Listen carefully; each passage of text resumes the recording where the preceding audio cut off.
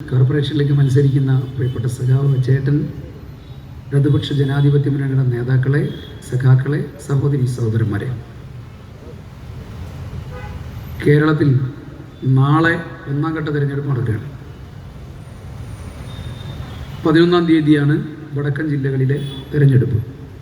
ഇടതുപക്ഷ ജനാധിപത്യ മുന്നണി നല്ല ആത്മവിശ്വാസത്തോടു കൂടിയാണ് ഈ തിരഞ്ഞെടുപ്പിനെ നേരിടുന്നത്.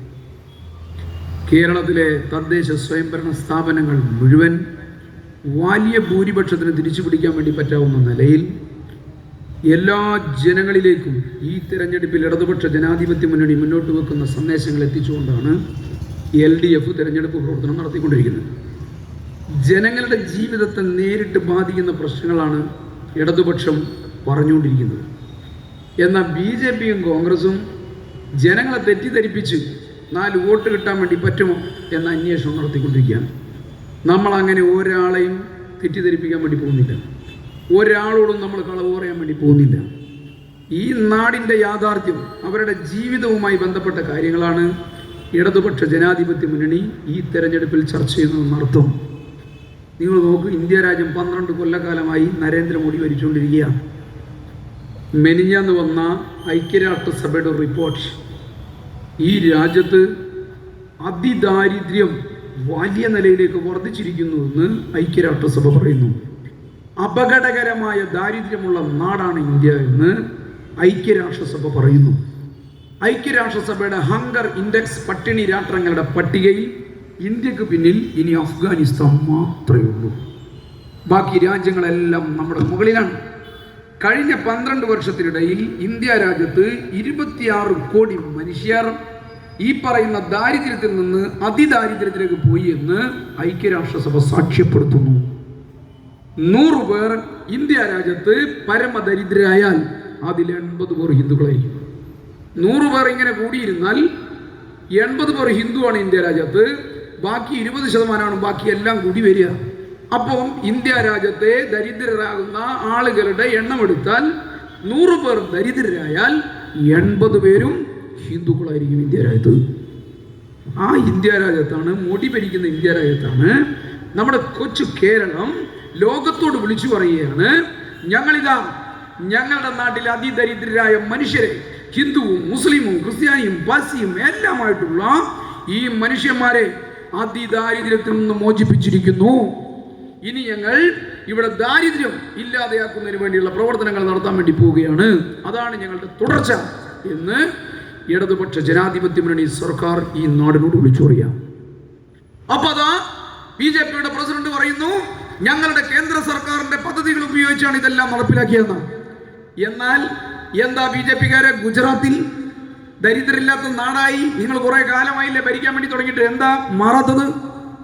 ബീഹാർ ഇന്ത്യയിലും ലോകത്തിലും ഏറ്റവും അധികം ദാരിദ്ര്യം നിലനിൽക്കുന്ന നാടായി ബീഹാർ മാറുന്നു, അല്ലെങ്കിൽ നിലനിൽക്കുന്നു. എന്താ നിങ്ങൾക്ക് മാറ്റാൻ വേണ്ടി കഴിയാത്തത്? നിങ്ങൾ ഭരിക്കുന്ന ഉത്തർപ്രദേശ് ഈ പറയുന്ന നിലയിലേക്ക് അതിദരിദ്രന്മാരുടെ എണ്ണം വലിയ നിലയിലേക്ക് വർദ്ധിച്ചുകൊണ്ടിരിക്കുന്നുവെന്ന് നീതി ആയോഗിന്റെ കണക്കുകൾ കാണിക്കുന്നു. എന്നാ പിന്നെ അവിടെ കാണട്ടെ. ഇവിടെ കേരളത്തിൽ നടക്കുന്നത് ഞങ്ങളുടേതാണെന്ന് പറയുമ്പോൾ ഞങ്ങളെ പരിപാടി ഡബിൾ എഞ്ചിനുള്ള സംസ്ഥാനങ്ങളിൽ നടപ്പിലാക്കിയിട്ട് എന്താ ദാരിദ്ര്യമില്ലാതെയാവാത്തത്? എന്താ പൊതു ആരോഗ്യ സംവിധാനങ്ങൾ ഈ പറയുന്ന നിലയിലേക്ക് മെച്ചപ്പെടാത്തത്? ബീഹാറിലെ ഇപ്പൊ തെരഞ്ഞെടുപ്പ് നടന്ന ബീഹാറിൽ 40 വയസ്സായാൽ ഒരാൾ മരിച്ചു. എന്താ മരിക്കാൻ കാരണം? അവിടെ നമ്മുടെ നാട്ടിലേതുപോലെ പൊതു ആരോഗ്യ സംവിധാനമൊന്നുമില്ല. ഒരുത്തനൊരു 8 കാലി മമ്മൂഞ്ഞ് ഇവിടുന്ന് പറഞ്ഞുകൊണ്ടിരിക്കുകയാണ്, ഈ ആരോഗ്യ സംവിധാനം മുഴുവൻ നമ്മളതാണ്. 8 കാലി മമ്മൂഞ്ഞ് പറഞ്ഞാൽ എന്താ അറിയും? വൈക്കം മുഹമ്മദ് ബഷീറിന്റെ ഒരു കഥാപാത്രം. രാവിലെ മുപ്പര് ചായ കുടിക്കാൻ വേണ്ടി നാട്ടിലെ ചായപ്പൊടി പോയി ഇങ്ങനെ ഇരിക്കും. അപ്പൊ ആളുകൾ ഇങ്ങനെ ഓരോ കാര്യം പറയും, നാട്ടിലുള്ള പല കാര്യങ്ങളും ഇങ്ങനെ പറയും. എല്ലാറ്റിന്റെയും ഉത്തരവാദിത്തം മമ്മൂഞ്ഞ് ഏറ്റെടുക്കും. ഒരു ദിവസം രാവിലെ ഒരാൾ പറഞ്ഞു, കോലൊത്ത പാർവതിക്ക് ഗർഭമുണ്ട് പറഞ്ഞു. ഉടനെ തന്നെ മമ്മൂഞ്ഞ് ഏറ്റെടുത്തു, നമ്മളാണ് അതിന്റെ ആള്. അപ്പോഴാണ് കുട്ടിപ്പോക്കര് പറഞ്ഞത്, കോലത്തെ പാർവതി എന്ന് പറഞ്ഞാൽ അടുത്ത പെണ്ണുങ്ങളെ പേരല്ല, അടുത്ത ആനന്റെ പേരാണ്. ആ പാതി ഏറ്റെടുക്കലാണ് ഇവിടെ ഒരു ചങ്ങാതി ഈ വെൽനസ് സെന്ററും മറ്റേത് മറിച്ചത് എല്ലാം നമ്മളാന്ന് പറഞ്ഞാട്ട് ഏറ്റെടുക്കുന്നത്. ഞാൻ പറഞ്ഞത്, എന്നാ പിന്നെ ഗുജറാത്തിലും ഉത്തർപ്രദേശിലും മറ്റു പല സ്ഥലങ്ങളിലും എല്ലാം ഇത് നടപ്പിലാക്കി അവിടുത്തെ ആരോഗ്യം മെച്ചപ്പെടണ്ടേ, ആയുർദൈർഘ്യം കൂടണ്ടേ? നീതി ആയോഗ് പറയുന്നു കേരളത്തിലെ മനുഷ്യരുടെ ആയുർദൈർഘ്യം ഇങ്ങനെ കൂടിക്കൊണ്ടിരിക്കുക. എന്ത് കാരണം? കേരളത്തിൽ 2011 മുതൽ 2016 വരെ ഉമ്മൻചാണ്ടി ഭരിച്ചപ്പോൾ നമ്മുടെ ആരോഗ്യ മേഖലയെ മുഴുവൻ തകർത്തു. എന്തിനാ തകർത്തത്? സ്വകാര്യ മേഖലയെ സംരക്ഷിക്കാൻ. നിങ്ങൾ ഒരൊറ്റ കാര്യം ഓർത്താൽ മതി. കഴിഞ്ഞൊരു 10 വർഷം മുമ്പേ ഈ അരയിടത്ത് പാലത്തിന്റെ അടയുള്ള ബേബി മെമ്മോറിയൽ ഹോസ്പിറ്റൽ എന്ന് പറഞ്ഞ ഒരൊറ്റ കെട്ടിടം. ഇപ്പോഴോ കഴിഞ്ഞ 4-5 കൊല്ലത്തിനിടയിൽ, അത് 4-5 കൊല്ലത്തിന് മുമ്പേയുള്ള കാലഘട്ടം വരെ വലിയ വികസനം നടന്നു. ആ പ്രദേശം മുഴുവൻ അവരുടേതായി. എങ്ങനെയാ അവർക്ക് വളരാൻ വേണ്ടി കഴിഞ്ഞത്? ഉമ്മൻചാണ്ടിയുടെ കാലത്ത് പൊതു ആരോഗ്യ സംവിധാനത്തെ പൂർണ്ണമായും തകർത്തപ്പോൾ മലയാളിയുടെ പോക്കറ്റിലെ പണം മുഴുവൻ ഈ സ്വകാര്യ ആശുപത്രികൾ വാരിക്കൊണ്ടുപോയി. അവർക്ക് മലയാളിയെ കൊള്ളയടിക്കാനാണ് പൊതു ആരോഗ്യ സംവിധാനത്തെ തകർത്തത്.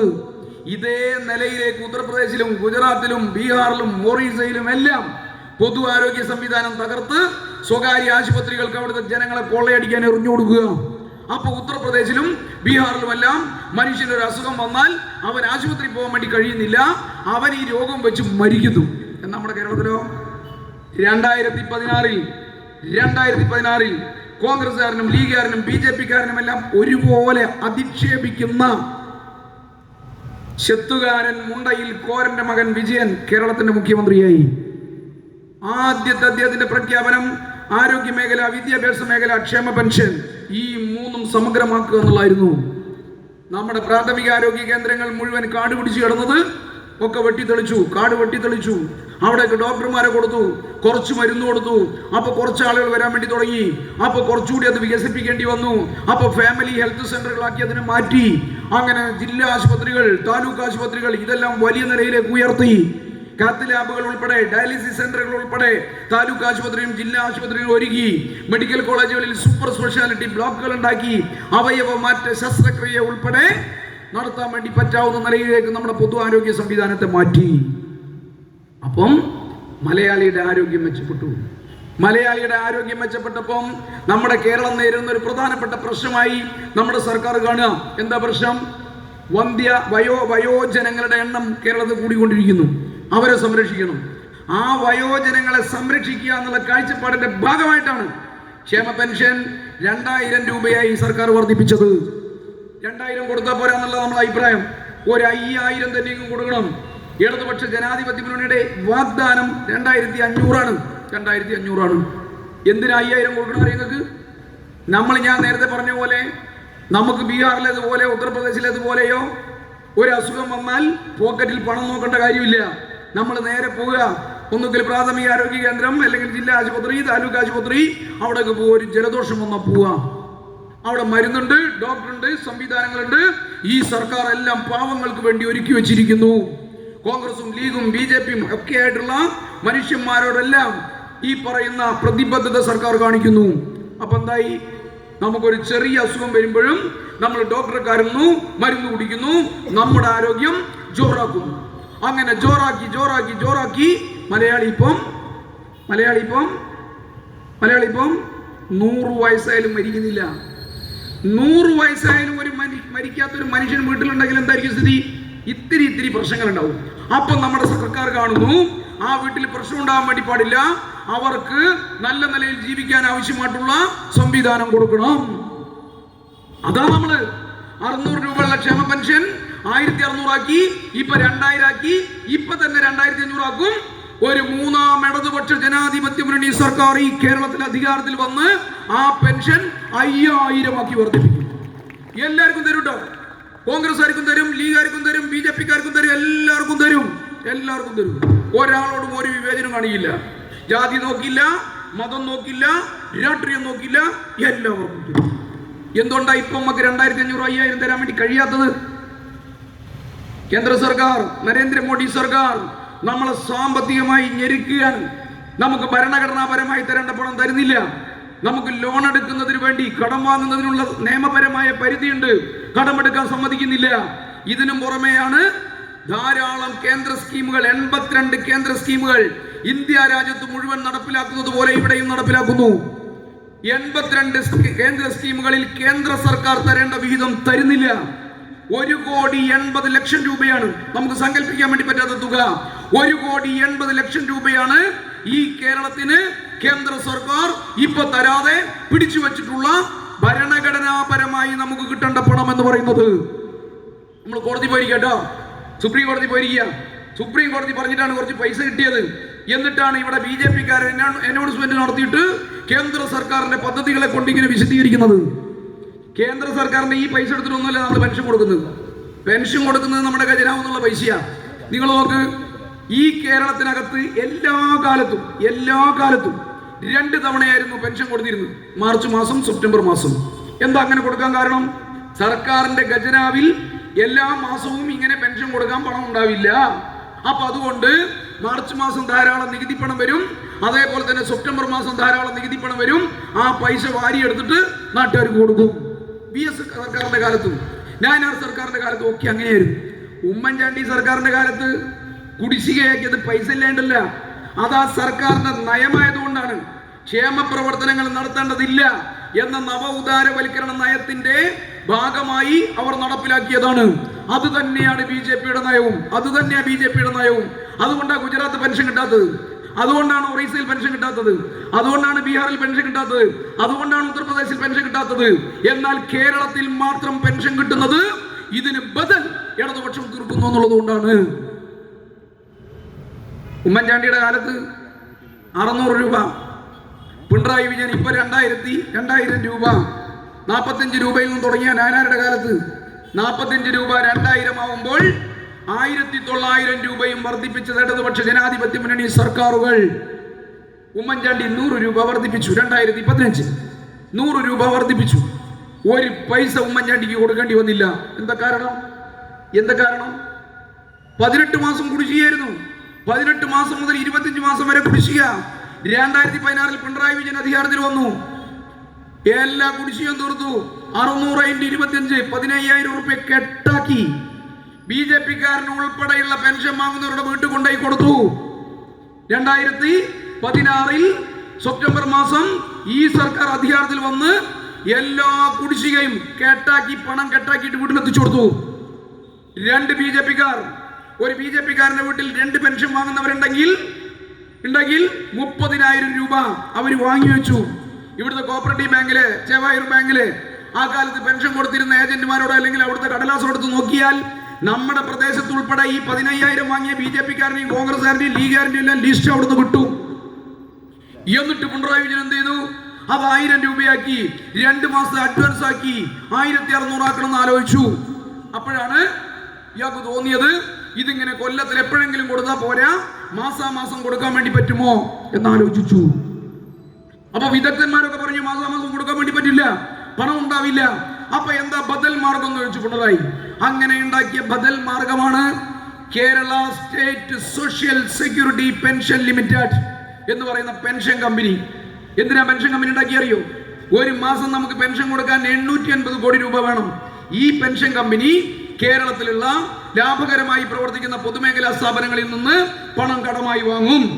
എന്നിട്ട് ഈ 850 കോടി രൂപ ഈ നാട്ടിലെ കോൺഗ്രസ്സുകാരൻ, ലീഗുകാരൻ, BJP-കാരൻ, ജമാഅത്തെ ഇസ്ലാമിക്കാരൻ, ഇടതുപക്ഷക്കാരൻ, വലതുപക്ഷക്കാരൻ എല്ലാവർക്കും സർക്കാർ ഉദ്യോഗസ്ഥന്മാർക്ക് ശമ്പളം കിട്ടുന്നതിന് മുമ്പേ കൊടുക്കും. സർക്കാരിന്റെ ഖജനാവിൽ പണം വന്നാൽ അത് വാരിയെടുത്ത് പെൻഷൻ കമ്പനിക്ക് കൊടുക്കും. പെൻഷൻ കമ്പനി ആ പൈസ കടം വാങ്ങിയവർക്കെല്ലാം കൊടുക്കും. ഇതായിരുന്നു കേരളത്തിൽ 7 വർഷക്കാലം ഒരു മാസം പോലും കുടിശ്ശികയില്ലാതെ കൃത്യമായി പെൻഷൻ കൊടുത്തു. അങ്ങനെയാണ് 2020 തദ്ദേശ സ്വയംഭരണ സ്ഥാപനങ്ങളിലേക്ക് തെരഞ്ഞെടുപ്പ് വരുന്നു. നിങ്ങൾക്ക് ഓർമ്മയില്ല? 5 കൊല്ലം മുന്നേ. ഇപ്പൊ ഭഗവാൻ അയ്യപ്പന്റെ സ്വർണത്തെ കുറിച്ചാണല്ലോ BJP-കാരനും കോൺഗ്രസ്സുകാരനും ഒരുപോലെ പറയുന്നത്. ഭഗവാൻ അയ്യപ്പന്റെ സ്വർണം കട്ട പ്രശ്നം എങ്ങനെയാ കേരളം ചർച്ച ചെയ്യപ്പെടുന്നത്? ദേവസ്വം ബോർഡ് ആഗോള അയ്യപ്പ സംഗമം നടത്താൻ തീരുമാനിച്ചു. ലക്ഷക്കണക്കിന് അയ്യപ്പന്മാരാണ് ഓരോ വർഷവും, സ്വാമിമാരാണ് ശബരിമല സന്ദർശിക്കുന്നതിന് വേണ്ടി വരുന്നത്. ധാരാളം പ്രശ്നങ്ങൾ, അസൗകര്യങ്ങൾ അവർ നേരിടുകയാണ്. 1700 കോടി രൂപ മുടക്കി ഈ സർക്കാർ ശബരിമലയിൽ ഒരു വലിയ പ്രോജക്ട് ഉണ്ടാക്കാൻ വേണ്ടി തീരുമാനിച്ചു, കിഫ്ബി ഫണ്ട് ഉൾപ്പെടെ ഉപയോഗിച്ചിട്ട്. അപ്പം എന്തൊക്കെ സൗകര്യങ്ങളാണ് ശബരിമലയിൽ ഉണ്ടാക്കേണ്ടതെന്ന് ഇതിന്റെ വിദഗ്ധന്മാരുമായി ചർച്ച ചെയ്യണമെന്ന് ദേവസ്വം ബോർഡ് തീരുമാനിച്ചു. വിദഗ്ധന്മാരുമായിട്ട് മാത്രം ചർച്ച ചെയ്താൽ പോരാ, അയ്യപ്പ ഭക്തന്മാരുമായി ചർച്ച ചെയ്യണം. അവരാണ് കൊല്ലാകൊല്ലം വരുന്നത്. അവർക്കുണ്ടാകുന്ന പ്രയാസങ്ങൾ അതെങ്ങനെ പരിഹരിക്കാൻ വേണ്ടി പറ്റുമെന്ന് അവർക്ക് പറയാനാവും. അതുകൊണ്ട് ലോകത്തിന്റെ വിവിധ ഭാഗങ്ങളിലുള്ള ഭക്തജനങ്ങളോട് ഇന്റർനെറ്റ് വെബ്സൈറ്റ് മുഖേന ഇതിൽ പങ്കെടുക്കാൻ രജിസ്റ്റർ ചെയ്യാൻ വേണ്ടി പറഞ്ഞു. അത് പൊളിപ്പിക്കാൻ കോൺഗ്രസിന്റെ വക, ബിജെപിയുടെ വക ബദൽ സംഗമങ്ങൾ, കള്ളപ്രചരണങ്ങൾ എല്ലാം നടത്തി. പക്ഷേ 4200-ലധികം ആളുകൾ, ലോകം മുഴുവനുമുള്ള അയ്യപ്പ ഭക്തന്മാർ, വിദഗ്ധന്മാർ രജിസ്റ്റർ ചെയ്തു. അപ്പൊ ഇനി ഞങ്ങൾ എന്ന് പറഞ്ഞിട്ടും കാര്യമില്ല, ഇത് വലിയ വിജയമാവും എന്ന് കണ്ടപ്പോഴാണ് ഈ സംഗമത്തിന്റെ 2 ദിവസം മുന്നേ ഒരു പോറ്റി പറയുന്നു, ഭഗവാൻ അയ്യപ്പന്റെ ധാരപാലക പീഠം കാണാനില്ല, സ്വർണപീഠം കാണാനില്ല, കട്ടുകൊണ്ടുപോയിരിക്കുന്നു എന്ന് പറഞ്ഞ് മൂപ്പരുടെ വെളിപ്പെടുത്തൽ. അതോടുകൂടി മാധ്യമങ്ങൾ മുഴുവൻ അതിന്റെ പിന്നാലെയായി. അയ്യപ്പ സംഗമം ഈ പ്രചരണത്തിൽ മുങ്ങിപ്പോയി. കേരളം മുഴുവൻ ഇതാ ഭഗവാൻ അയ്യപ്പന്റെ സ്വർണപീഠം കാണാനായിരിക്കുന്നുള്ള വലിയ പ്രചരണം വന്നു. ഉടനെ തന്നെ സർക്കാർ അന്വേഷണത്തിന് സ്പെഷ്യൽ ടീമിനെ വെച്ചു. അന്വേഷണം നടത്തി കള്ളനെ പിടിച്ചു. എവിടുന്ന ധാരകപാലക പീഠം കിട്ടിയത്? ബിജെപിക്കാരാ? നിങ്ങളാണല്ലോ ഈ ആഗോള അയ്യപ്പ സംഗമം പൊളിക്കാൻ വേണ്ടിയിട്ട് ഈ പോറ്റിയെ രംഗത്തിറക്കിയത്. പോറ്റിയുടെ വെളിപ്പെടുത്തലോടുകൂടി ഇതെല്ലാം തകർന്നു പോകുമെന്ന് കരുതി നിങ്ങൾ ഉണ്ടാക്കിയ പരിപാടിയായിരുന്നല്ലോ. എവിടുന്ന ധാരപാലക പീഠം കിട്ടിയത്? ബിജെപിക്കാരാ?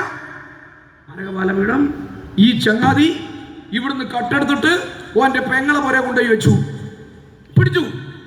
ധാരപാലക പീഠവും കിട്ടി, കള്ളനെയും കിട്ടി. ഒരു തരി സ്വർണം നഷ്ടപ്പെടില്ല എന്ന് അന്വേഷണ ഏജൻസി ഉറപ്പുവരുത്തി. അപ്പോഴാണ് അന്വേഷണ ഏജൻസി ഇതുമായി ബന്ധപ്പെട്ട് ചില കാര്യങ്ങൾ പരിശോധിച്ചപ്പം ഇതിന്റെ മുകളിൽ മാത്രം ഇത് നിൽക്കുന്നില്ല. മുഖ്യമന്ത്രിയോട് ചോദിച്ചു എന്താ ചെയ്യേണ്ടത് ചോദിച്ചു. മുഖ്യമന്ത്രി പറഞ്ഞു സമഗ്രമായ അന്വേഷണം നടത്തണം. ആരൊക്കെ അവിടെ ക്രമക്കേട് കാണിച്ചിട്ടുണ്ടെങ്കിൽ, ആരെല്ലാം കളവിന് കൂട്ടുനിന്നിട്ടുണ്ടെങ്കിൽ എല്ലാറ്റിനെയും പിടിച്ചു ജയിലിലടക്കണം. ദേവസ്വം ബോർഡ് ഹൈക്കോടതിയുടെ കീഴിലാണ്. ഹൈക്കോടതിയോട് ആവശ്യമായ ഡയറക്ഷൻ തരാൻ വേണ്ടി പറഞ്ഞു. SITയുടെ ലിസ്റ്റ്, സ്പെഷ്യൽ ടീമിന്റെ ലിസ്റ്റ് ഹൈക്കോടതിക്ക് കൊടുത്തു. ഹൈക്കോടതിയുടെ നേതൃത്വത്തിൽ, മേൽനോട്ടത്തിൽ അന്വേഷണം തുടങ്ങിയപ്പം പല വമ്പന്മാരും ജയിലിലേക്ക് പോകാൻ തയ്യാറാവേണ്ടി വന്നു. ഇപ്പൊ 2 കോൺഗ്രസിന്റെ നേതാക്കന്മാരായ വമ്പന്മാർ ഇപ്പോൾ കഴിയുക. ഇന്നലെ കോടതി പറഞ്ഞു കീഴടങ്ങിക്കൊള്ളണം, ഇല്ലെങ്കിൽ കർശനമായ നിലപാട് സ്വീകരിക്കും എന്ന് പറഞ്ഞിരിക്കുക. ഒരു പ്രധാനപ്പെട്ട കള്ളൻ അടുത്ത ദിവസത്തോടുകൂടി കുടുങ്ങുന്നതോടെ കോൺഗ്രസിന്റെയും ബിജെപിയുടെ ഈ പ്രചരണം നിൽക്കും. സർക്കാരിന് ഒരു കാര്യം ഇക്കാര്യത്തിൽ പറയാനുള്ളൂ. സർക്കാരിനും ഇടതുപക്ഷ ജനാധിപത്യ മുന്നണിക്കും ഇക്കാര്യത്തിൽ ഒറ്റ കാര്യം പറയാനുള്ളൂ. ശബരിമലയിലെ സ്വർണ്ണക്കളവുമായി ബന്ധപ്പെട്ട് ഒരാളെയും ഈ സർക്കാർ സംരക്ഷിക്കില്ല. ആരെല്ലാം, ഏത് വമ്പനായാലും ആരെല്ലാം ഇതിൽ ഇടപെട്ടിട്ടുണ്ടോ എല്ലാറ്റിനെയും പിടിക്കും, എല്ലാറ്റിനെയും ജയിലിലടയ്ക്കും. ഒരു തരി സ്വർണം പോലും നഷ്ടപ്പെടാതെ മുഴുവൻ സ്വർണവും ഭഗവാൻ അയ്യപ്പന്റെ അടുത്ത് എത്തിക്കും. ഈ കള്ളന്മാരെ സർക്കാർ സംരക്ഷിക്കില്ല, പിണറായി വിജയൻ സംരക്ഷിക്കില്ല, ഭഗവാൻ അയ്യപ്പനും സംരക്ഷിക്കാൻ വേണ്ടി പോകുന്നില്ല. അതുകൊണ്ട് ഭഗവാൻ അയ്യപ്പന്റെ സ്വർണം ഈ സർക്കാരും അയ്യപ്പനും എല്ലാം കൂടി ചേർന്ന് സംരക്ഷിക്കും. കോൺഗ്രസ്സുകാരൻ ഭയങ്കര മൈക്രോണാണല്ലോ. 1985 കരുണാകരൻ കേരളത്തിന്റെ മുഖ്യമന്ത്രിയാകുമ്പോഴാണ് ഗുരുവായൂരപ്പന്റെ തിരുവാഭരണങ്ങൾ കളവ് പോയത്. കിട്ടിയോ കോൺഗ്രസ്സുകാരാ? ഒരു തരി തിരിച്ചു കിട്ടിയിട്ടില്ല. ഏതോ 2 പാവങ്ങളെ കേസിൽ പ്രതിയാക്കി അവസാനം സ്പെഷ്യൽ അന്വേഷണം നടത്തിയപ്പം അവര് പ്രതികളെല്ലാം കണ്ടു. ഇടതുപക്ഷ ജനാധിപത്യ മുന്നണി സർക്കാർ അധികാരത്തിൽ വന്നു, ജുഡീഷ്യൽ കമ്മീഷനെ വെച്ചു. ജുഡീഷ്യൽ കമ്മീഷന്റെ റിപ്പോർട്ട് പിന്നീട് കുറച്ച് വൈകിട്ടാണ് കിട്ടിയത്. പിന്നീട് 1996 UDF സർക്കാർ അത് തള്ളിയില്ല, അട്ടത്ത് വെച്ചു, ഒരു നടപടിയും സ്വീകരിച്ചില്ല. എന്നാൽ നിങ്ങളുടെ ഭരണകാലത്ത് ഗുരുവായൂരപ്പന്റെ സ്വർണം കട്ടവരെ സംരക്ഷിച്ചതുപോലെ ഈ അയ്യപ്പന്റെ സ്വർണം കട്ടതുമായി ബന്ധപ്പെട്ട് ഒരു കള്ളന്മാരെയും സംരക്ഷിക്കുന്ന നിലപാട് ഇടതുപക്ഷ ജനാധിപത്യ മുന്നണി എടുക്കില്ല. ഞാൻ പറഞ്ഞു വന്നത് ഇതേപോലെ ഒരു സ്വർണ്ണ പ്രശ്നമല്ല. 2021 നടക്കാൻ വേണ്ടി പോകുന്ന തെരഞ്ഞെടുപ്പിന്റെ മുന്നോടിയായി ഇടതുപക്ഷ ജനാധിപത്യ മുന്നണിയെ തകർക്കാൻ കേരളത്തിലെ മാധ്യമങ്ങളെല്ലാം കൂടി ചേർന്ന്, കേന്ദ്ര സർക്കാർ കൂടി ചേർന്ന് ഒരു വലിയ പ്രചരണം കേരളത്തിൽ സംഘടിപ്പിച്ചു. എന്തായിരുന്നു പ്രചരണം? 2020 ഏപ്രിൽ മാസം തുടങ്ങി 2021 ഏപ്രിൽ മാസത്തിൽ അവസാനിപ്പിച്ച കേരളത്തെ ഇങ്ങനെ ത്രസിപ്പിച്ചു നിർത്തിയ ഒരു പ്രചരണം. എന്താ പ്രചരണം? അതും സ്വർണ്ണായിരുന്നു, സ്വർണ്ണക്കടത്ത്. എന്തായിരുന്നു അന്നത്തെ സ്വർണ്ണക്കടത്ത്? അന്നത്തെ സ്വർണ്ണക്കടത്ത് ദുബായിൽ നിന്ന് വിമാനത്തിൽ നയതന്ത്ര ചാനൽ വഴി ഔദ്യോഗിക പരിരക്ഷകളോടെ എല്ലാ ദിവസവും സ്വർണ്ണം ഇങ്ങനെ വരും. എന്നിട്ട് തിരുവനന്തപുരം വിമാനത്താവളത്തിൽ നിന്ന് ഒരു പരിശോധനയില്ലാതെ ഈ സ്വർണം മുഴുവൻ UAE കോൺസുലേറ്റിലേക്ക് പോകും, സ്ഥാനപതി കാര്യാലയത്തിലേക്ക് പോകും. എന്നിട്ട് അവിടെയുള്ള ആളുകൾ, ഇതിന് പ്രത്യേകം തയ്യാറാക്കിയിട്ടുള്ള ആളുകൾ ഈ സ്വർണം മുഴുവൻ ബിരിയാണി ചെമ്പിൽ ഇങ്ങനെ നിരത്തി വെക്കും. എന്നിട്ട് അതിന്റെ മുകളിൽ ബിരിയാണി ഇടും. എന്നിട്ട് ആ ബിരിയാണി ചെമ്പിന്റെ റിങ്ങിനുള്ളിൽ കൂടെ ഒലക്ക കയറ്റിയിട്ട് രണ്ടാള് മുന്നിൽ രണ്ടാള് പിന്നിൽ, എന്നിട്ട് തോള് കയറ്റിയിട്ട് പിണറായി വിജയന്റെ ക്ലിഫ് ഹൗസിലേക്ക് കൊണ്ടുപോകും. എന്നിട്ട് ക്ലിഫ് ഹൗസിൽ ഉച്ചയ്ക്ക് ഈ സാധനം എത്തിയാൽ പിണറായി വിജയൻ ഈ സ്വർണം കൂട്ടി ഇങ്ങനെ ബിരിയാണി അടിക്കുക. പിണറായി വിജയൻ അടിച്ച ബിരിയാണിന്റെ കണക്കെടുക്കാൻ BJP-ക്കാരാ 5 കൂട്ടരെ അയച്ചു നരേന്ദ്രമോദി, അമിത്ഷാ. ആരൊക്കെ അയച്ചത്? ED വന്നു, IB വന്നു, കസ്റ്റംസ് വന്നു, NIA വന്നു. അങ്ങനെ തുടങ്ങി ഈ ഇന്ത്യ രാജ്യത്തുള്ള എല്ലാ പ്രധാനപ്പെട്ട അന്വേഷണ ഏജൻസികളെയും അയച്ചു. NIA എന്ന് പറഞ്ഞാൽ ലോക തീവ്രവാദികളെ പിടിക്കുന്ന വലിയ സംഘം. നരേന്ദ്രമോദിയുടെ നെഞ്ചിന്റെ അളവിനനുസരിച്ച് ഗാംഭീര്യമുള്ള സംഘം. ഒരു കൊല്ലക്കാലം കേരളത്തിൽ ഈ 5 അന്വേഷണ ഏജൻസികൾ കേരളം അരിച്ചു പുറക്കി. കിട്ടിയ സ്വർണം? കിട്ടിയോ BJP-ക്കാരുടെ സ്വർണം? നിങ്ങളുടെ ഈ നരേന്ദ്രമോദിയും നിങ്ങളുടെ അമിത്ഷായും നിങ്ങൾ ഈ പറയുന്ന പൊങ്ങുകൾക്ക് ഈ 5 അന്വേഷണ ഏജൻസികളെയും കേരളത്തിൽ ഇങ്ങനെ ഒരു കൊല്ലക്കാലം താരാപാര പായിപ്പിച്ചിട്ട് എന്തേ സ്വർണം കിട്ടാതിരുന്നത്? എന്തായിരുന്നു അന്നത്തെ പ്രചരണം? നിങ്ങൾക്ക് ഓർമ്മയില്ലേ? ഓരോ ദിവസവും ഈ ഓരോ ഏജൻസിയുടെയും റിപ്പോർട്ട് വരും. ഇതാ പിണറായി വിജയനെതിരായുള്ള മൊഴി ലഭിച്ചു കഴിഞ്ഞു, പിണറായി വിജയന്റെ കുരുക്ക് മുറുകിക്കൊണ്ടിരിക്കുന്നു, നാളെ CPIM-ന്റെ സംസ്ഥാന കമ്മിറ്റി ചേരും, പുതിയ മുഖ്യമന്ത്രിയെ കുറിച്ച് CPIM ആലോചിക്കുന്നു, നാളെ പിണറായി വിജയൻ രാജിവെക്കേണ്ടി വരും, മറ്റന്നാൾ പുതിയ മുഖ്യമന്ത്രി. ആരാണ് കേരളത്തിന്റെ അടുത്ത മുഖ്യമന്ത്രി? 2 ആഴ്ച അതിന്റെ മുകളിൽ മാധ്യമങ്ങൾ. നമ്മളൊക്കെ ബേജാറായി. ആജാതി പ്രചരണമായില്ല നടത്തിയത്. പക്ഷേ 2021 നിയമസഭാ തെരഞ്ഞെടുപ്പ് നടന്നപ്പോൾ കേരളത്തിലെ മനുഷ്യർ 90 സീറ്റാണ് 2016 ഇടതുപക്ഷത്തിന് നൽകിയതെങ്കിൽ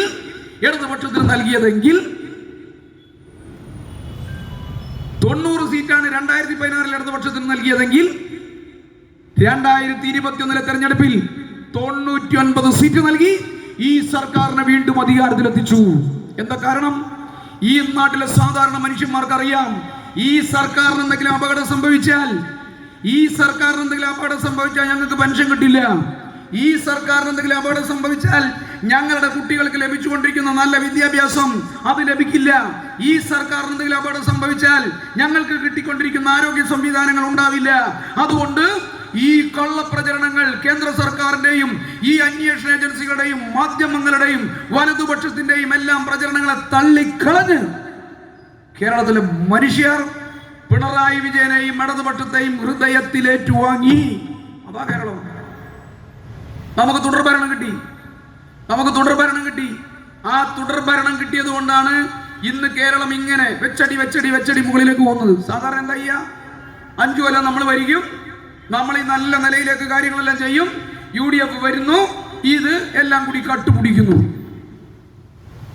പക്ഷേ UDF ഇപ്പം ഈ നാട്ടിലെ മനുഷ്യരോട് പറഞ്ഞുകൊണ്ടിരിക്കുന്നത്, സാക്ഷ്യപ്പെടുത്തിക്കൊണ്ടിരിക്കുന്നത്, ഞങ്ങൾക്ക് ഭരണമൊന്നും വേണ്ട കാക്കാൻ, നാട്ടുകാരെ പറ്റിച്ച് ഞങ്ങൾ കോടികൾ കക്കും. അതാണ് പറഞ്ഞുകൊണ്ടിരിക്കുന്നത്. വയനാട് ദുരന്തം കഴിഞ്ഞിട്ട് 1.5 കൊല്ലമായി.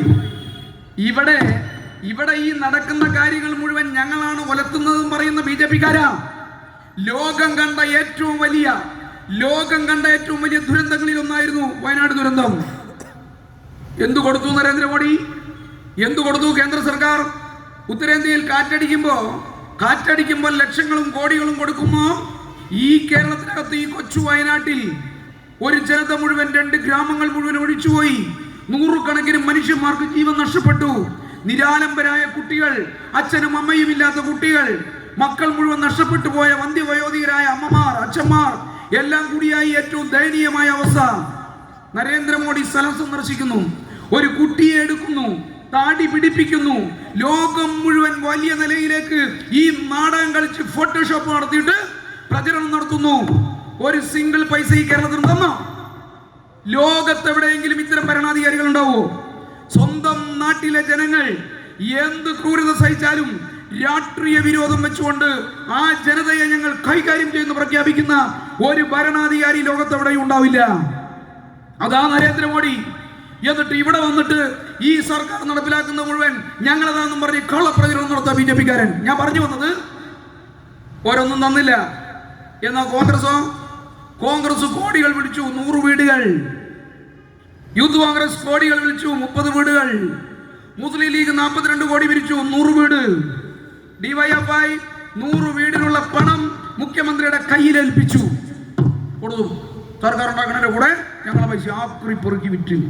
ഈ നാട്ടിലെ ചെറുപ്പക്കാർ, നമ്മുടെ കുട്ടികൾ, അവരാക്രി പെറുക്കി, അവരെ അധ്വാനിച്ചു. അധ്വാനത്തിന്റെ ഭാഗമായി കിട്ടുന്ന കൂലി വയനാട്ടിലെ മനുഷ്യന്മാർക്ക് കൊടുത്തു. ഡിവൈഎഫ്ഐ ഒരു ഭാഗത്തു, കോൺഗ്രസ് പിരിച്ച പൈസ കാണാനില്ല. എപ്പോഴത് ചർച്ച ചെയ്ത് അറിയുന്നത്? കഴിഞ്ഞ ജൂലൈ മാസത്തിൽ ഈ വീട് നഷ്ടപ്പെട്ട ആളുകളുടെ ഒരു മീറ്റിംഗ് വയനാട് കലക്ടർ വിളിച്ചു ചേർത്തു. അപ്പോൾ കലക്ടർ ചോദിച്ചു, ആർക്കൊക്കെയാണ് സർക്കാരിന്റെ വീട് വേണ്ടത്, ആർക്കൊക്കെയാണ് സർക്കാരിന്റെ വീട് വേണ്ടാത്തത് ചോദിച്ചു. അപ്പൊ ഒരു കൂട്ടർ പറഞ്ഞു, പിണറായി വിജയന്റെ വീട് നമുക്ക് വേണ്ട, ഞമ്മക്ക് ഞമ്മളുടെ KPCC വീട് ഉണ്ടാക്കി തരും. ആയിക്കോട്ടെ. വേറൊരു കൂട്ടർ പറഞ്ഞു, ഞങ്ങൾക്ക് പിണറായി വിജയന്റെ വീട് വേണ്ട, ഞങ്ങൾക്ക് ഞങ്ങളുടെ യൂത്ത് കോൺഗ്രസ് വീടുണ്ടാക്കി തരും. വേറൊരു കൂട്ടർ പറയുന്നു, ഞങ്ങൾക്ക് പിണറായി വിജയന്റെ വീട് വേണ്ട, ഞങ്ങൾക്ക് ഞങ്ങളുടെ മുസ്ലിം ലീഗ് വീടുണ്ടാക്കി തരും. കളക്ടർ പറഞ്ഞു, ആയിക്കോട്ടെ, ആർക്കൊക്കെ വീട് വേണ്ട വെച്ചാലും കൊണ്ട് പറഞ്ഞോളി പറഞ്ഞു. ഒക്കെ ലിസ്റ്റ് ഉണ്ടാക്കി കഴിഞ്ഞ ശേഷം കളക്ടർ പറഞ്ഞു, ഈ വീട് നഷ്ടപ്പെട്ട ആളുകളെ കേരള സർക്കാർ ഏതെങ്കിലും സ്കൂളിൽ ടെന്റ് കെട്ടി കൊണ്ടായി താമസിപ്പിച്ചല്ല. അവരോട് പറഞ്ഞു, നിങ്ങൾക്ക് ഇഷ്ടമുള്ളിടത്ത് വീട് വാടക എടുത്തോ, വാടക സർക്കാർ തരും പറഞ്ഞു. എന്നിട്ട് കലക്ടർ പറഞ്ഞു, സർക്കാരിന്റെ വീട് വേണ്ട എന്ന് പറഞ്ഞവർക്ക് ആഗസ്റ്റ് മാസം വരെയേ ഞങ്ങൾക്ക് ഈ വാടക തരാൻ വേണ്ടി പറ്റൂ. സർക്കാരിന്റെ വീട് വേണമെന്ന് പറഞ്ഞവർക്ക് എന്നാണോ വീടിന്റെ പണി തീരുന്നത് അതുവരെ സർക്കാർ വാടക തന്നുകൊണ്ടിരിക്കും. ആഗസ്റ്റ് മാസം അവസാനമായപ്പം നമുക്ക് കോൺഗ്രസ് തരും, നമുക്ക് യൂത്ത് കോൺഗ്രസ് തരും, നമുക്ക് ലീഗ് തരും എന്ന് പറഞ്ഞ ആളുകൾ ചോദിച്ചു, നമ്മളെ പോലെ എവിടെ? അപ്പൊ KPCCയുടെ പ്രസിഡന്റ് പറയുന്നു, ഞാൻ അറിഞ്ഞിട്ടില്ല അങ്ങനെ ഒരു പരിപാടി. മുല്ലപ്പള്ളി രാമേന്ദ്രൻ പറയുന്നു, ഞാൻ KPCCയുടെ പ്രസിഡന്റ് സ്ഥാനം ഒഴിയുമ്പോൾ അക്കൗണ്ടിൽ ധാരാളം പണം വന്നിട്ടുണ്ട്. ഒരു മൊബൈൽ ആപ്ലിക്കേഷൻ വഴിയാണ് പണം പിരിച്ചത്. വീട് എവിടെ എന്ന് ചോദിച്ചപ്പം പൈസയും ഇല്ല, ആപ്ലിക്കേഷനും ഇല്ല, അക്കൗണ്ടും ഇല്ല. അടിച്ചു മാറ്റി കള്ളന്മാർ. ആ കള്ളന്മാരാട്ടാ അയ്യപ്പന്റെ സ്വർണം കെട്ടെന്ന് പറയാണ്ട് പ്രസംഗം നടത്തി നടക്കുന്നത്. അയ്യപ്പന്റെ സ്വർണം നമ്മൾ വിളിച്ചു വരും. ഈ പൈസ ആര് പിടിക്കും? ഈ പൈസ ഈ നാട്ടിലെ മനുഷ്യന്മാരോട് പാവപ്പെട്ട കോൺഗ്രസ്സുകാരൻ പിരിച്ചുണ്ടാക്കി തന്ന പൈസ കൊള്ളയടിച്ചവരെ ആര് പിടിക്കും? മുസ്ലിം ലീഗ് 42 കോടി പിരിച്ചു, 12 കോടി കാണാനില്ല. 1000 രൂപക്കെല്ലാം കിട്ടുന്ന സ്ഥലത്തിന് 5 ലക്ഷവും 10 ലക്ഷവും വില കണക്കാക്കി കോടികൾ വേറെ നിലയിൽ മറച്ചു. അതൊക്കെ ആയിട്ട് അപ്പുറത്തും കിട്ടുന്നില്ല. യൂത്ത് കോൺഗ്രസ് 4 കോടി 80 ലക്ഷം രൂപ പിരിച്ചു. പൈസ എവിടെയാ പോയെന്ന് അന്ന് ചോദിച്ചപ്പോൾ മനസ്സിലായില്ല. കഴിഞ്ഞ ആഗസ്റ്റ് മാസം, സെപ്റ്റംബർ മാസം തിരുവനന്തപുരത്ത് ചേർന്ന യൂത്ത് കോൺഗ്രസിന്റെ ക്യാമ്പിൽ പൈസ എവിടെയാ പോയെന്ന് ചോദിച്ചപ്പം അന്ന് മനസ്സിലായില്ല. പൈസ എവിടെയാ പോയെന്ന് ഇപ്പൊ മനസ്സിലായില്ലെങ്കിൽ മനസ്സിലായോ? എവിടെയാ പോയെന്ന് ഇപ്പൊ ഇങ്ങനെയൊക്കെ പറയാൻ പറ്റില്ല. പന്തിവയോധികരായ എൻ്റെ അമ്മൂമ്മമാർ ഇവിടെ ഉള്ളതിനോട് പറയാൻ പറ്റില്ല. പക്ഷെ ഞാൻ ക്ലൂ തരാം.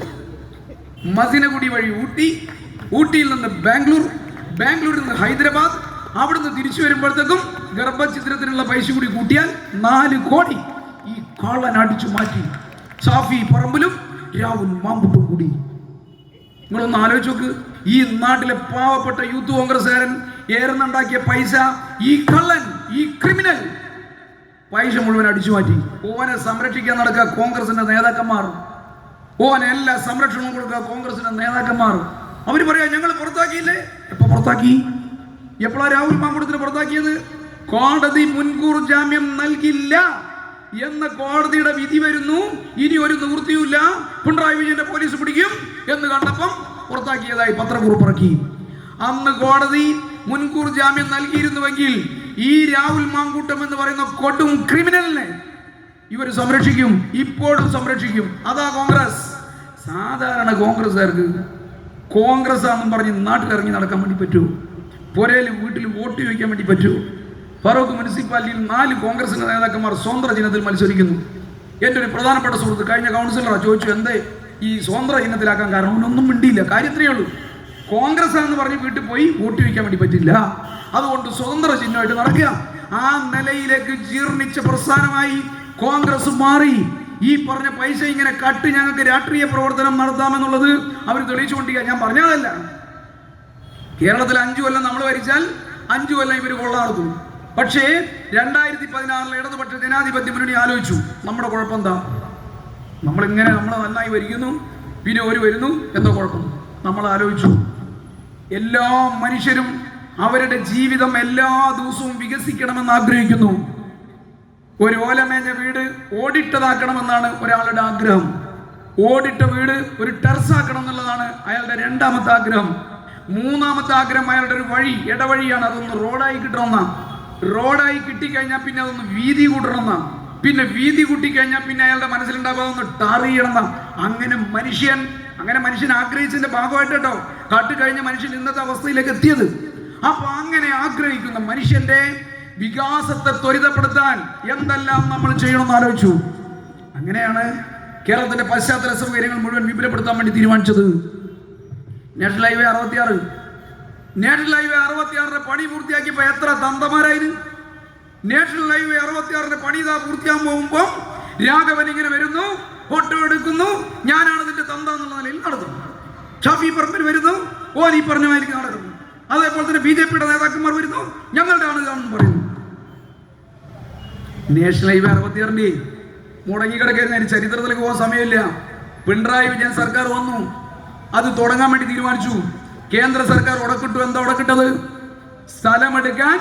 സ്ഥലമെടുക്കാൻ പണം കേരളം നൽകണം. ഇന്ത്യ രാജ്യത്ത് ഒരു സംസ്ഥാനത്തും നാഷണൽ ഹൈവേയുടെ വികസനത്തിന് വേണ്ടി ഒരു ചില്ലിക്കാശ് ഒരു സംസ്ഥാനവും നൽകിയിട്ടില്ല. നമ്മളോട് പറയാണ്, നിങ്ങൾക്ക് ഇവിടെ ചെയ്യണമെങ്കിൽ സ്ഥലമെടുക്കാനുള്ള പണം നിങ്ങൾ തരണം. നമ്മുടെ കയ്യിൽ പണമില്ല, നമുക്ക് വരുമാനത്തെക്കാളും അധികം നമ്മുടെ ചെലവാ. അപ്പം നമുക്കത് കൊടുക്കാനാവില്ല, അതുകൊണ്ട് കേരളത്തിൽ നിന്ന് നടക്കില്ല എന്നാണ് കോൺഗ്രസും BJP-യും എല്ലാം കൂടി ചേർന്ന ഗൂഢാലോചനയിൽ അവർ കണ്ടത്. എന്നാൽ ഈ കൊച്ചു കേരളം ഈ നാടിന്റെ വികസനത്തിന് വേണ്ടി പിച്ചച്ചട്ടി എടുത്തിട്ട് ഈ നാട് തണ്ടി. എന്നിട്ടാണ് 6000 കോടി രൂപ 6000 കോടി രൂപ ഈ കേരളം പിച്ചച്ചട്ടി എടുത്ത് വാങ്ങിയെടുത്ത പണം നരേന്ദ്രമോദിക്ക് കൊണ്ടായി എറിഞ്ഞു കൊടുത്തിട്ടാണ് ഞങ്ങൾ പണി തുടങ്ങട്ടെ ചോദിച്ചത്. BJP-കാരാ 6000 കോടി ഇന്ത്യ രാജ്യത്ത് ഒരു സംസ്ഥാനത്തിനോടും ചില്ലിക്കാശ് വാങ്ങാത്ത നിങ്ങൾ ഈ കേരളത്തെ തകർക്കാൻ പ്രതികാര ബുദ്ധിയോടുകൂടി നിങ്ങൾ ഇടപെട്ടു. അപ്പം ഞങ്ങള് ഈ കേരളത്തെ സ്നേഹിക്കുന്ന മനുഷ്യന്മാരെ ഉപയോഗിച്ച് ഞങ്ങൾ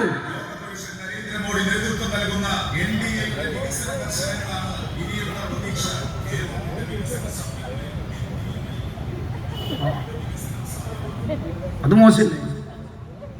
അതൊരു രാഷ്ട്രീയ മര്യാദ അല്ലല്ലോ. അപ്പൊ അതുകൊണ്ട് പൈസ 6000 നമ്മള് പേരെന്നുണ്ടാക്കിയ പൈസ കൊണ്ടുപോയി കൊടുത്തു. നമ്മൾ പണി തുടങ്ങിയതിന്റെ വിശദാംശങ്ങളിലൊക്കെ ഒന്നും പോകുന്നില്ല. BJP-കാരനും കോൺഗ്രസ്സുകാരനും ലീഗുകാരനും മറന്നു പോകാത്തൊരു സ്ഥലത്തിന്റെ പേരുണ്ട്, കീഴാറ്റൂർ എന്ന സ്ഥലത്തിന്റെ പേര്, കണ്ണൂർ ജില്ലയിൽ. ആ കീഴാറ്റൂരിൽ കോൺഗ്രസും BJP-യും മുസ്ലിം ലീഗും ജമാഅത്തെ ഇസ്ലാമിയും ഈ കേരള വിരുദ്ധന്മാരെല്ലാവരും ഒന്നിച്ചു ചേർന്നു. കെ സുരേന്ദ്രനും സുരേഷ് ഗോപിയും ജമാഅത്തെ ഇസ്ലാമിയുടെ അമീറും രമേശ് ചെന്നിത്തലയും VD സതീശനും എല്ലാം കൂടി അവിടെ ഒത്തുചേർന്നു. എന്നിട്ടേ ബംഗാളിൽ നിന്ന് മണ്ണുണ്ടോന്നും, ബംഗാളിൽ നിന്ന് നന്ദിഗ്രാമിൽ നിന്ന് മണ്ണ് കൊണ്ടോന്നും. നന്ദിഗ്രാമിൽ എന്തോ സംഭവത്തിന്റെ ഭാഗമായിട്ടാണ് പശ്ചിമ ബംഗാളിലെ CPIM തകർന്നു പോയത്, അവിടുത്തെ സർക്കാർ തകർന്നത്. എന്നിട്ട് അവിടുന്ന് മണ്ണ് കൊണ്ടുവന്നിട്ട് ഈ കീഴാറ്റൂരിൽ വെച്ച് ഈ മണ്ണിൽ തൊട്ട് BJP-യുടെയും കോൺഗ്രസിന്റെയും ജമാഅത്തെ ഇസ്ലാമിയുടെയും മുസ്ലിം ലീഗിന്റെയും നേതാക്കന്മാർ പ്രതിജ്ഞ എടുത്തു, കേരളത്തിൽ നാഷണൽ ഹൈവേ 66 പണി തുടങ്ങാനും അനുവദിക്കില്ല, പൂർത്തീകരിക്കാനും അനുവദിക്കില്ല. ഓർമ്മയില്ല നിങ്ങൾക്ക്? നാട്ടുകാരത് ഓർമ്മപ്പെടുത്തണം കേട്ടോ. നാട്ടുകാർക്ക് ഇത് ഓർമ്മ ഉണ്ടാവില്ല, ഇത് ചെയ്തവർക്ക് ഓർമ്മ ഉണ്ടാവില്ല. ഒരു നാട്ടുകാരെ പറ്റിക്കാൻ വേണ്ടി ഈ പ്രചരണം നടത്തും. അപ്പൊ നമ്മൾ ഓർമ്മപ്പെടുത്തണം എന്ന് പ്രതിജ്ഞ എടുത്തു അവര്. നമ്മൾ എന്ത് ചെയ്തു? നമ്മുടെ മുഖ്യമന്ത്രി നമ്മുടെ അഭിമാനമായ സഖാവ് പിണറായി കേരളത്തിൽ ഈ നാഷണൽ ഹൈവേ പോകുന്ന എല്ലാ ജില്ലകളിലും സ്ഥലം നൽകേണ്ട ആളുകളുടെ മീറ്റിംഗ് വിളിച്ചു ചേർത്തു. അവര് ചോദിച്ചതിന്റെ ഇരട്ടി അവർക്ക് കൊടുത്തു, ചോദിച്ചതിന്റെ ഇരട്ടി കൊടുത്തു. ഈ മനുഷ്യന്മാരെല്ലാം നമ്മുടെ കൂടെ നിർത്തി. എന്നിട്ട് ഈ വികസന വിരുദ്ധന്മാരെ അടിച്ചോടിച്ചിട്ടാണ് നാഷണൽ ഹൈവേ 66 പണി നാം പൂർത്തീകരിച്ചത്. അതിന് ഒറ്റ തന്തയേ ഉള്ളൂ. ആ തന്തയുടെ പേര് പിണറായി വിജയൻ എന്നാണ്. മനസ്സിലായില്ലേ? ഒറ്റ തന്തേനുള്ളൂ. ഇടമൺ കൊച്ചി പവർ ഹൈവേ പണി നമ്മൾ പൂർത്തീകരിച്ചു. അതേപോലെ തന്നെ വിഴിഞ്ഞം തുറമുഖത്തിന്റെ പണി 2028 നടക്കേണ്ടത് നമ്മൾ പൂർത്തീകരിച്ചു. അങ്ങനെ ധാരാളം വികസന പ്രവർത്തനങ്ങൾ, ഈ പറഞ്ഞ മുടങ്ങിക്കിടന്ന പദ്ധതികളെല്ലാം നമ്മുടെ സർക്കാർ നടപ്പിലാക്കി. അതിന്റെ ഭാഗമായി ധാരാളം നിക്ഷേപങ്ങൾ ഇവിടെ വന്നു. ആ നിക്ഷേപം വന്നപ്പോൾ നമ്മുടെ വരുമാനം വർദ്ധിച്ചു. ആ വരുമാനം വർദ്ധിച്ചപ്പോൾ ആ പൈസ ഇങ്ങനെ വാരിയെടുത്തിട്ട് എന്ത് ചെയ്യാം നമ്മളെ സർക്കാർ? ആ പൈസ ഇങ്ങനെ വാരിയെടുത്തിട്ട് നാട്ടുകാർക്ക് മുഴുവൻ കൊടുക്കുക. കോൺഗ്രസ്സുകാരനും ലീഗുകാരനും BJP-ക്കാരനും ഇടതുപക്ഷക്കാരനും വലതുപക്ഷക്കാരനും എല്ലാമായിട്ടുള്ള പാവങ്ങൾക്ക് ഈ പൈസ കൊടുക്കുക. ഇതാ നമ്മുടെ നയം. നാട്ടിലുണ്ടാകുന്ന വികസനത്തിന്റെ നേട്ടം എല്ലാ വിഭാഗം മനുഷ്യന്മാർക്കും ഉണ്ടാവണം. ആ നയത്തിന്റെ ഭാഗമായിട്ടാണ് നമ്മൾ ഈ നിലയിലേക്ക് കേരളത്തിലെ മനുഷ്യരെ ഹൃദയത്തോട് ചേർത്ത് പിടിക്കുന്നത്. 1000 രൂപ സ്ത്രീ സുരക്ഷാ പദ്ധതി 1000 കൊടുത്താൽ പോരാ നമ്മളെ അഭിപ്രായം. 2000 തന്നെയും കൊടുക്കണം. നമ്മുടെ കുട്ടികൾക്ക് കണക്ട് വർക്ക് പദ്ധതിയിൽ 1000 രൂപ പോക്കറ്റ് മണി പിടിച്ചോ. 1000 കൊടുത്താൽ പോരാ നമ്മുടെ കാഴ്ചപ്പാട്. എന്താ കൊടുക്കാൻ കഴിയാത്തത്?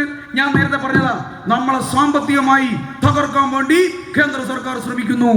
ഈ നാട്ടിലെ കോൺഗ്രസ്സുകാരന്റെയും ലീഗുകാരന്റെയും BJP-ക്കാരന്റെയും ഇടതുപക്ഷക്കാരന്റെയും വലതുപക്ഷക്കാരന്റെയും ഒക്കെ വീട്ടിൽ ലഭിക്കേണ്ട വികസന പ്രവർത്തനങ്ങൾ അത് ഇല്ലാതെയാക്കാൻ നമ്മളെ കഴുത്ത് ഞെരിച്ച് കൊല്ലുക BJP. എന്നിട്ട് ഇവിടെ ഹിന്ദുക്കളെ എന്ന് പറഞ്ഞ് നമ്മളെ പഠിപ്പിക്കാൻ നടക്കുക. അതുകൂടി പറഞ്ഞ് അവസാനിപ്പിക്കാം. ബഹുമാനപ്പെട്ട നമ്മുടെ MLA എത്തിയിട്ടുണ്ട്. നിങ്ങൾ നോക്ക്, ഇന്ത്യ രാജ്യത്ത് ഏറ്റവും അവസാനം കഴിഞ്ഞ നവംബർ മാസം 10-ാം തീയതി ഒരു സ്ഫോടനം നടന്നു ഡൽഹിയിൽ. കുറെ ആളുകൾ മരിച്ചു. ഒരു തീവ്രവാദിയെയും ഇതുവരെ പിടിച്ചില്ല. ഇപ്പം മോഡിയുടെ അന്വേഷണ ഏജൻസി പറയുന്നു, കഴിഞ്ഞ 6 മാസം മുന്നേ കാശ്മീരിലെ പെഹൽഗ്രാമിൽ നടന്ന തീവ്രവാദാക്രമണവുമായി ബന്ധപ്പെട്ട് ഈ തീവ്രവാദികൾക്ക് ബന്ധമുണ്ട്. എന്നാ പിന്നെ അന്നത്തെ തീവ്രവാദികളെ പിടിച്ച BJP-ക്കാരാ?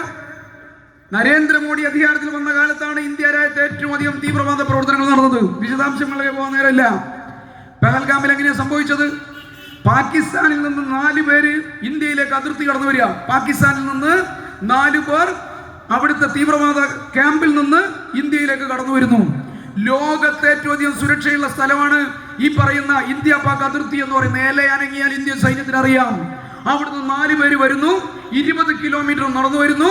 എന്നിട്ട് പെഹൽഗാമിലെത്തുന്നു, 26 പേരെ വെടിവെച്ച് കൊല്ലുന്നു. അവർ രക്ഷപ്പെടുന്നു. ഒരാളെ ഇതുവരെ പിടിച്ചില്ല. എന്താ പിടിക്കാത്തത്? തീവ്രവാദം ഇന്ത്യ രാജ്യത്ത് അവസാനിപ്പിച്ച പിന്നെ BJP ഇല്ല. തെരഞ്ഞെടുപ്പ് വരുമ്പോ ഒരു 100 ആളെ കൊല്ലും തീവ്രവാദികൾ. അപ്പോഴത്തേക്കും മോഡി പറയും പാകിസ്ഥാൻ വിരോധം, മുസ്ലിം വിരോധം എന്നെല്ലാം പറഞ്ഞ് ഭൂരിപക്ഷ വർഗീയതയെ ഉത്തേജിപ്പിക്കും. അതിനു മുകളിൽ അവർ രാഷ്ട്രീയ നേട്ടം ഉണ്ടാക്കും. ഇതാ BJP. ഇസ്ലാമിക തീവ്രവാദം ഇല്ലെങ്കിൽ ഈ പറഞ്ഞ സാധനം ഉണ്ടാവില്ല. നമ്മുടെ കേരളത്തെയും വർഗീയമായി ചേരിതിരിക്കാൻ ഈ പറയുന്ന നിലയിലേക്ക് തീവ്രവാദികൾ, മുസ്ലിം ലീഗ്, ജമാഅത്തെ ഇസ്ലാമി, SDPI തുടങ്ങിയ സംഘം ഒരു ഭാഗത്ത് തീവ്രമായ വർഗീയ ധ്രുവീകരണം ഉണ്ടാക്കുക, അപ്പുറത്ത് BJP അത് പ്രചരിപ്പിച്ച് രാഷ്ട്രീയ മുതലെടുപ്പ് നടക്കാൻ വേണ്ടി ശ്രമിക്കുക. എന്തുകൊണ്ടാ ഇന്ത്യ രാജ്യത്ത് BJP-ക്ക് കേരളത്തിൽ മാത്രം വലിയ മുന്നേറ്റം ഉണ്ടാക്കാൻ വേണ്ടി കഴിയാത്തത്? കേരളത്തിൽ ഇങ്ങനെ 100 പേർ ഇരുന്നാൽ 53 പേർ ഹിന്ദുവാ, 24 പേർ മുസ്ലിമാ, 20 പേർ ക്രിസ്ത്യാനിയാണ്. നമ്മളിങ്ങനെ പരസ്പരം ഒന്നിച്ചു കഴിയുക. എന്തുകൊണ്ടാണ് BJP-ക്ക് വളരാൻ വേണ്ടി കഴിയാത്തത്? ഈ 53% മഹാഭൂരിപക്ഷവും മുസ്ലിമും ക്രിസ്ത്യാനിയും എന്റെ സഹോദരങ്ങളാണ് എന്ന് വിശ്വസിക്കുന്നതുകൊണ്ടാ. ഒന്നുകൂടി പറയാം, ഈ 53%-നകത്ത് മഹാഭൂരിപക്ഷം മുസ്ലിമും ക്രിസ്ത്യാനിയും എന്റെ സഹോദരങ്ങളാണെന്ന് ചിന്തിക്കുന്നതുകൊണ്ടാണ് ഇതിനകത്ത് BJP-ക്കും RSS-നും വളരാൻ വേണ്ടി പറ്റാത്തത്. അപ്പൊ ഇതിനകത്തേക്ക് വർഗീയത എത്തിച്ചു കൊടുക്കാനുള്ള ഏറ്റവും നല്ല മാർഗം എന്താ? ഇപ്പുറത്ത് ഇസ്ലാമിക തീവ്രവാദം വർദ്ധിപ്പിക്കുക, ശക്തിപ്പെടുത്തുക. അതിന് ജമാഅത്തെ ഇസ്ലാമി കേരളത്തിൽ നേതൃത്വം നൽകുക. ആഗോള ഇസ്ലാമിക തീവ്രവാദ പ്രസ്ഥാനത്തിന്റെ മാതാവാണ് ജമാഅത്തെ ഇസ്ലാമി. ആ ജമാഅത്തെ ഇസ്ലാമി കേരള രാഷ്ട്രീയത്തെ നിയന്ത്രിക്കാൻ വേണ്ടി പറ്റാവുന്ന നിലയിൽ, UDF-നെയും മുസ്ലിം ലീഗിനെയും നിയന്ത്രിക്കാൻ പറ്റാവുന്ന നിലയിൽ അവർ രാഷ്ട്രീയം കൈകാര്യം ചെയ്തുകൊണ്ടിരിക്കുക. അവരുമായി രാഷ്ട്രീയ സഖ്യം ഉണ്ടാക്കുകയാണ്. എന്നിട്ട് ഈ പറയുന്ന ധ്രുവീകരണം ഉണ്ടാക്കി ഇപ്പുറത്ത് BJP-കാരൻ ഹിന്ദുക്കളെ നിങ്ങൾ കണ്ടില്ലേ എന്ന് ചോദിച്ചിട്ട് ഇപ്പുറത്ത് തീവ്രവാദികളെ സൃഷ്ടിക്കുക. നിങ്ങൾക്കറിയോ, നമ്മുടെ ഈ നഗരത്തിന്റെ തെക്കേ ഭാഗത്ത് മാറാട് എന്ന് പറയുന്ന സ്ഥലം, മാറാട് കലാപം നടന്നിട്ട് 25 വർഷമായി. 25 വർഷം കലാപം നടക്കുന്നതിന്റെ തലേ ദിവസം വരെ അവിടുത്തെ കുട്ടികൾ ഒന്നിച്ച് സ്കൂളിൽ പോയി, അവിടുത്തെ സ്ത്രീകൾ ഒന്നിച്ച് കുടുംബശ്രീ മീറ്റിങ്ങിന് പോയി, അവിടുത്തെ ചെറുപ്പക്കാർ ഒന്നിച്ച് കടലിൽ പോയി. കലാപം നടന്ന അന്ന് മുതൽ അവർ രണ്ടായി, ബദ്ധശത്രുക്കളായി. 3-ാം തലമുറ പറക്കാൻ തുടങ്ങിയിട്ടും മാറാട്ട മനുഷ്യർ മാനസികമായി ഇപ്പോഴും ഒന്നിപ്പിക്കാനായിട്ടില്ല. എന്തെങ്കിലും വർഗീയ കലാപങ്ങളുടെ വാർത്തകൾ വരുമ്പോൾ 2 വിഭാഗത്തിലുംപ്പെട്ട മനുഷ്യർ തീറ്റുന്നതാണ്. തങ്ങളെ എങ്ങനെയാണ് ഇത് ബാധിക്കുക എന്ന് ആലോചിച്ചിട്ട്. വർഗീയ കലാപം, വർഗീയത ഒരു നാടിനെ ഈ നിലയിലേക്കാണ് തകർക്കുക. അതുകൊണ്ട് നമ്മുടെ നാടിന്റെ സമാധാനം നിലനിൽക്കണമെങ്കിൽ ഈ 2 വർഗീയ ശക്തികൾക്കുമെതിരായി വിട്ടുവീഴ്ചയില്ലാത്ത നിലപാട് മതേതര മനസ്സുള്ള മുഴുവൻ മനുഷ്യരും ഒന്നിക്കണം, നിലപാട് സ്വീകരിക്കണം. ഈ ജമാഅത്തെ ഇസ്ലാമിക്ക് കേരള രാഷ്ട്രീയത്തിൽ മുഖ്യ സ്ഥാനം നൽകുന്ന കോൺഗ്രസിന്റെ നിലപാടിനെതിരായി നമുക്ക് പ്രതികരിക്കാൻ വേണ്ടി കഴിയണം.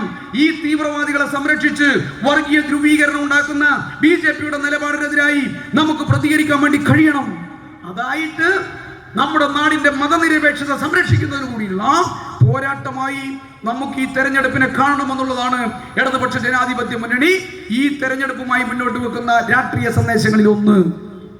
കോഴിക്കോട് നഗരം ലോകത്തെ അന്താരാഷ്ട്ര നിലവാരത്തിലേക്ക് ഉയർത്തുന്ന ഭരണസമിതികളാണ് കഴിഞ്ഞ 50 വർഷക്കാലമായി ഈ നഗരത്തിൽ നിലനിന്നത്. അതിന്റെ തുടർച്ച നമുക്കുണ്ടാവുന്നു. ഇടതുപക്ഷ സർക്കാരിന്റെ തുടർച്ചയുണ്ടായി നമ്മൾ വലിയ നേട്ടങ്ങൾ നേടുന്നത് പോലെ ഈ കോർപ്പറേഷൻ ഭരണത്തിന്റെ തുടർച്ച നമുക്കുണ്ടാക്കാനാവണം.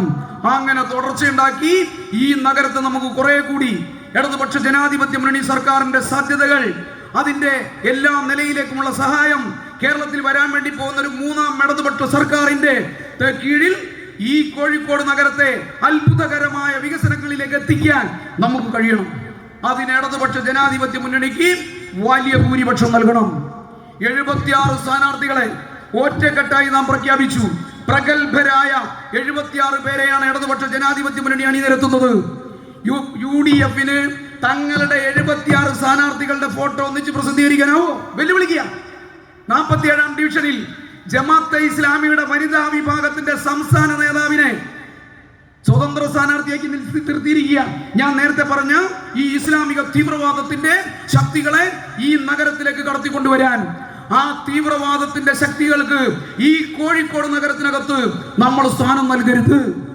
അതുകൊണ്ട് ഇടതുപക്ഷ ജനാധിപത്യ മുന്നണി ഏറ്റവും മതനിരപേക്ഷമായ നിലപാട് സ്വീകരിച്ച് 76 സ്ഥാനാർത്ഥികൾ ഒറ്റക്കെട്ടായി ഈ കോഴിക്കോട് നഗരത്തിന് മുന്നിൽ അവതരിപ്പിക്കുന്നു. അതിൽ ഏറ്റവും പ്രഗത്ഭനായ സ്ഥാനാർത്ഥിയെയാണ് ഈ പൊറ്റമ്മൽ വാർഡിൽ ഇടതുപക്ഷ ജനാധിപത്യ മുന്നണിക്ക് വേണ്ടി മത്സരിക്കുന്ന സഖാവ് അംഗത്തിൽ അജയ്കുമാർ. ഈ കോഴിക്കോട് നഗരത്തിൽ വരാൻ വേണ്ടി പോകുന്ന വികസന പ്രവർത്തനങ്ങളിൽ, നമ്മുടെ നാടിന്റെ വികസന പ്രവർത്തനങ്ങളിൽ ജനങ്ങളുടെ മനസ്സറിഞ്ഞുകൊണ്ട് ഇടപെട്ട് ഈ വാർഡിനെയും ഈ കോഴിക്കോട് നഗരത്തിനെയും അതിന്റെ വികസനത്തിൽ വലിയ സംഭാവനകൾ നൽകാൻ കഴിയുന്ന പ്രതിഭാധനനായ സഖാവ് അംഗത്തിൽ അജയകുമാറിനെ അരിവാൾ ചുറ്റിക നക്ഷത്രം അടയാളത്തിൽ വോട്ട് രേഖപ്പെടുത്തി വലിയ ഭൂരിപക്ഷത്തിന് വിജയിപ്പിക്കണമെന്ന് കൂടി അഭ്യർത്ഥിച്ചുകൊണ്ട് ഞാൻ എന്റെ വാക്കുകൾ അവസാനിപ്പിക്കുന്നു. അഭിവാദ്യങ്ങൾ സഖാവ്.